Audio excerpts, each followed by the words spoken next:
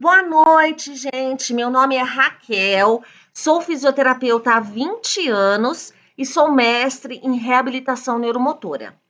Hoje nós vamos conversar sobre a dor psicogênica e os distúrbios neuropsiquiátricos que podem surgir na síndrome pós-Covid, aguda ou crônica. Quando nós falamos em síndrome pós-Covid, 63% dos casos psicogênicos ou neuropsiquiátricos serão casos leves. São aqueles 80% de pacientes que não desenvolvem os fenótipos LH da COVID.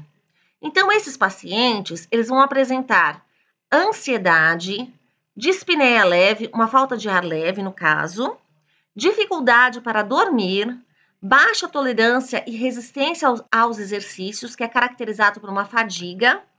Esses pacientes, eles necessitam de teleatendimento. E são pacientes, normalmente, que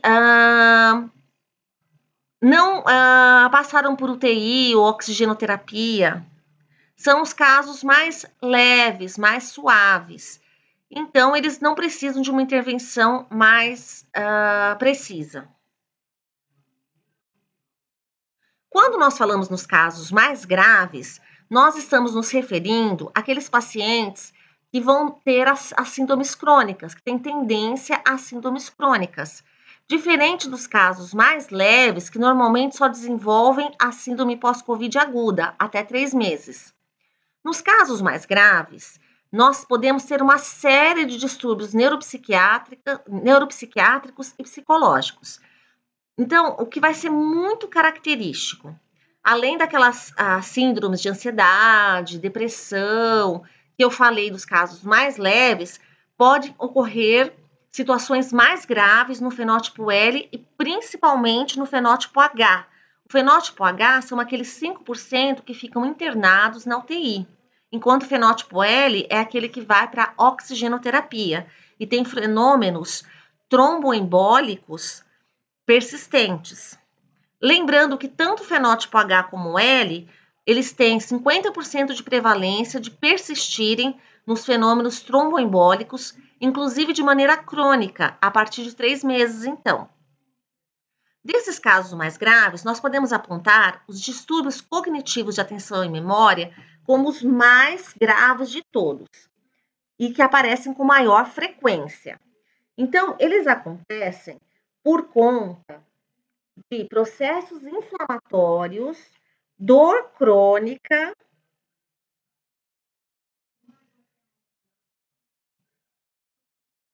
e também pelos estados emocionais dos pacientes. Então, no caso, os distúrbios cognitivos de atenção e memória, eles vão aparecer com maior frequência e de uma forma mais grave nos pacientes de fenótipo L e H. E esses distúrbios cognitivos, eles vão estar relacionados aos processos inflamatórios, à dor crônica e também aos estados emocionais. No caso da fadiga, ela vai aparecer também por conta dos próprios procedimentos, dos fenômenos tromboembólicos, da doença em si e da internação na UTI, onde há grande perda de massa muscular. Os fenótipos LH, eles apresentam muitas dificuldades para a atividade de vida diária. E nós podemos considerar que os pacientes que têm algum quadro, tanto no fenótipo L como H, persistente pulmonar, eles vão desenvolver até 29% de agravamento de dificuldade para caminhar. Isso significa que esses pacientes do fenótipo LH, quando desenvolvem síndrome pós-Covid, eles vão ter dificuldade para atividades de vida diária básicas, como caminhar, levantar e sentar, tomar banho, se alimentar, subir pequenos lances de escada. Isso por conta dos fenômenos tromboembólicos. Tem outras causas também que são faladas em outras aulas, mas esses fenômenos tromboembólicos, eles levam a uma baixa oxigenação. Os transtornos alimentares que eles podem desenvolver, que tem a ver com as síndromes neuropsiquiátricas, no caso são as anosmias e algesias. Anosmia é a falta de olfato e algesia é a falta de paladar, podendo levar à anemia. E o estresse pós-traumático, que é o mais grave de todos. Então, o estresse pós-traumático, ele pode iniciar com uma negação psicológica, então o paciente não acredita mais na vida, nem nele mesmo, ele acha que nada mais vai dar certo, que ele não tem capacidade para nada. E o estresse pós-traumático, então, ele se caracteriza não só por uma falta de credibilidade em si mesmo e na vida, mas isso se transpõe para todas as instituições, família. Então, o paciente não quer mais a família, não quer mais conviver em sociedade, e ele pode, inclusive, ficar com aquela síndrome onde o paciente fica fragmentado. Mas isso são casos muito graves onde o paciente não é tratado.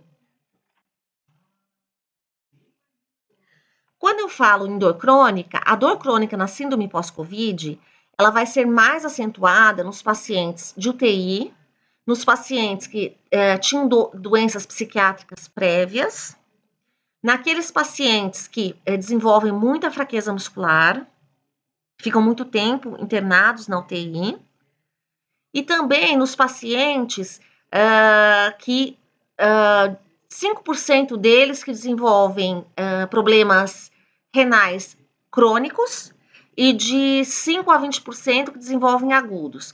Então, o paciente que desenvolve os distúrbios renais, eles são candidatos a diálise e a dor crônica. E também algumas coisas podem acontecer também que predispõem à dor crônica. Por exemplo, o paciente que vai para a UTI, ele pode desenvolver cetoacidose diabética e problemas de tireoide. Isso agrava a fadiga e a dor. Ou pode também reincidir numa nova diabetes curada.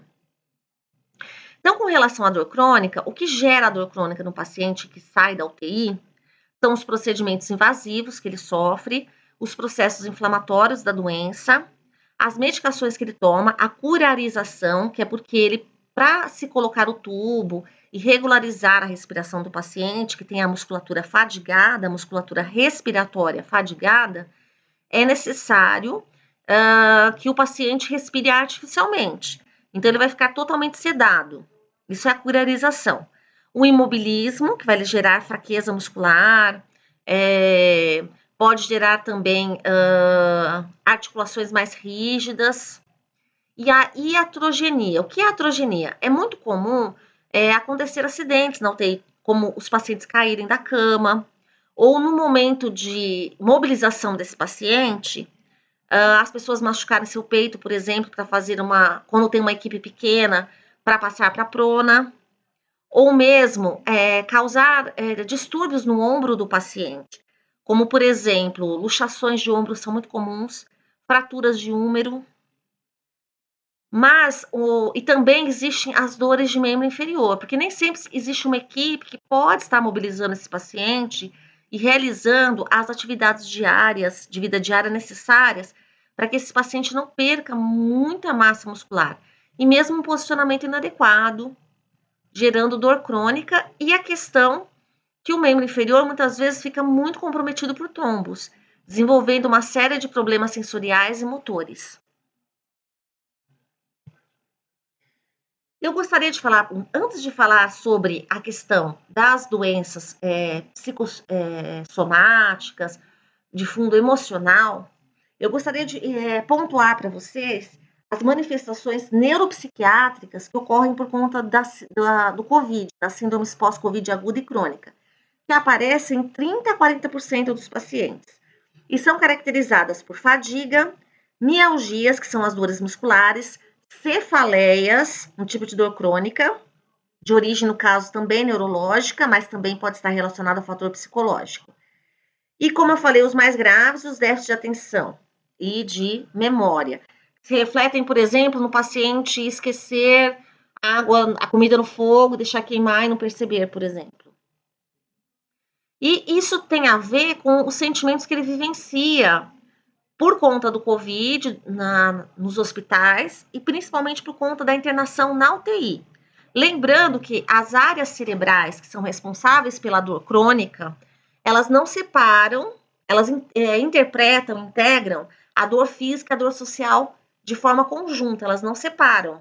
Então, não tem a dor física piora a dor social ou psicológica, e a dor social e psicológica piora a dor física.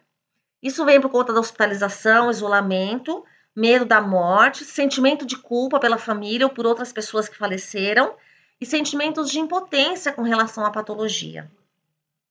Bem, eu espero que eu tenha conseguido falar para vocês um pouco sobre as manifestações neuropsiquiátricas e psicogênicas que o paciente pode ter na síndrome pós-Covid e também como esse paciente pode desenvolver dor crônica. Tudo isso tem que ser tratado para que não se torne um problema futuro mais grave e com uma equipe multidisciplinar. Fisioterapeutas, fonoaudiólogas, terapeutas ocupacionais, psicólogos, assistentes sociais, médicos de diversas especialidades. Bem, eu fico muito feliz de estar com vocês. Desejo um feliz 2022, com muita paz, saúde e prosperidade. E namastê!